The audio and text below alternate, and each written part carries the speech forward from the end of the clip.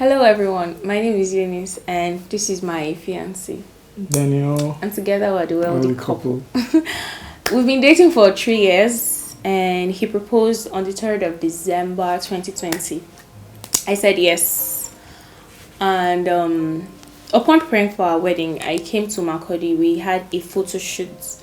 And so he started complaining of headache. And I was like, okay. So we concluded we're just going to watch it. And then we actually did postpone the shoot and all. So it escalated. We had to go to the hospital and somehow they admitted him. They started giving him treatments upon treatments, drips upon drips, injections upon injections. And I was amazed, but he wasn't responding to the treatment and it was too much. And so the doctor said there was a resistance, there was a resistance in his system, like it was resisting the treatment. And so we had to leave that hospital, went to another hospital and then another hospital. And while we were leaving one hospital to the other, they couldn't tell what it was exactly. It wasn't a funny experience, like being the victim of the circumstance. Never seen myself that sick, and he was going literally, like you could tell that life was already sleeping. I remember at one point, some people would call me up like, I'll see you in the office tomorrow, because I just felt it was ordinary. But gradually it kept getting worse. I had to call the doctor. I was like, what's actually wrong? And then today is typhoid, today is malaria. At some point they were treating for ulcer. At some point they were like, so we're suspecting COVID. We had to go run a COVID test, pneumonia tests. And then one time the doctor looked at me and said, this looks like a case of sepsis targeted towards your lungs. And funny enough, that the infection was fighting most of the vital organs in your body. And then I was confused, literally. Yes. And one major thing that happened while we were in the hospital, the doctor looked at him. We were there, I was there. His parents had to come. My mom also came because it became very serious. And the doctor said, I'm sorry, you are in a state of shock right now. Like your pulse is so down, your blood pressure down, your oxygen level down, and then one other vital organ that was supposed to keep you as a human being alive. Like all these things, they are failing. And then she was very blunt. And she said because of the way I was breathing, I was having serious difficulty in breathing. And that I was, the little energy that would have kept me alive, that I was using too much. So she was thinking of getting an oxygen to bring in. And then at that point, people started praying. Our parents were here, pastor came, and a lot of people were praying for us. It so happened that subsequently they said we need to see a consultant before they go ahead, and then that was how we were recommended to the teaching hospital in Makodi. Upon getting there, I met the consultant. He came, started his first questioning. We went to do a lot of scans, x-rays, and a whole lot of that. At some point, he too was confused. He was like, your heart is clear, but I don't know what's happening to your vital organs. And then I was admitted there again. Okay, let me say something. Okay. This, like the night we went to that teaching hospital was the same night the other doctor from the other hospital said he was in a state of shock. And so like on getting to that hospital, they took him to the emergency ward.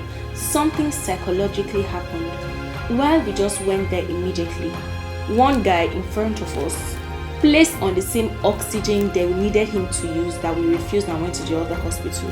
The guy died immediately. Instantly. Very traumatic.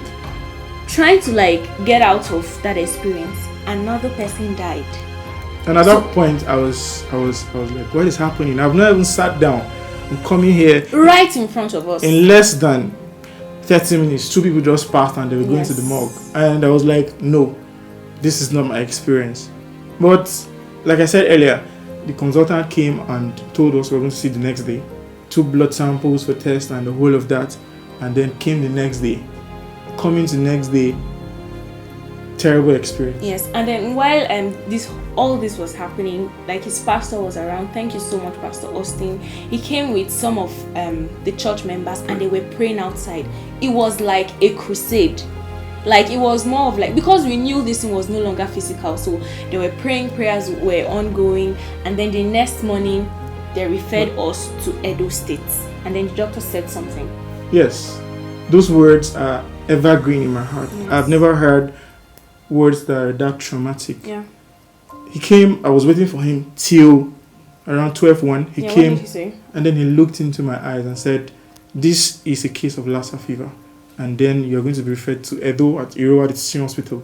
That if you don't leave here till the next 24 hours, I'm afraid that might be the end of your life." And then tears surged out of my eyes. And like he a also baby. said you shouldn't allow this drip off your hand, that your life depends on the drip. Yes, and then thank God for my fiancée. She rebuked him immediately, not because she wanted to be rude, but because at this point we all knew that this It was was spiritual, it and was- words are powerful. yeah, it was more than just the medical attention, because everything at that time they've diagnosed me for more than 7 different sicknesses and all of that. So at that point we're like, what is happening? The response was like, his life doesn't depend on this. His life depends on Jesus. And we're grateful to God that Jesus came through for us. Yes. And so we got to Edo State. It became very terrible, and it was just like a movie. I've watched people, lose their fiancé, and I was like, this cannot happen to me. I thank God for the supernatural strength, because I was supposed to be so weak and all emotional, but somehow like my faith was stretched. I remember one afternoon it was like he was already going to go. That was everything, because the doctors, they were confused. They didn't know what to do. I remember holding him and telling him, one promise, one hair is not going to drop from your head. I am going to leave Edo State with you, and you're going to walk by yourself. And to the glory of God, that was exactly what happened. The experience in Edo wasn't funny. Yeah. Lying down in the ward, you wake up and then you look at your neighbor and they say this person has been taken to the morgue. It was traumatic, injections upon injections, but God came through. That's the summary of everything I want God to say. came through. God Prayers did were it. all ongoing. God did Different it. pastors were calling. And praying. A lot of loved ones were praying. Yes. But in all of this, I learned something very, very serious, and I want to tell the world Yes. that whatever you are doing, just understand that your life is in God's hands. Nobody is too strong to fall ill and die. Nobody is too perfect to know that, okay, I'm going to survive the next day. There's a thin line between life and death, and only the mercy of God can preserve a man. Yes. And so therefore I feel like everyone owes God their life, because we live in days where Yes. wickedness is on the rise. And this is to thank God for a second chance. For a second chance at life. Because it could have only been God, and we're grateful. We're grateful. Thank you so much.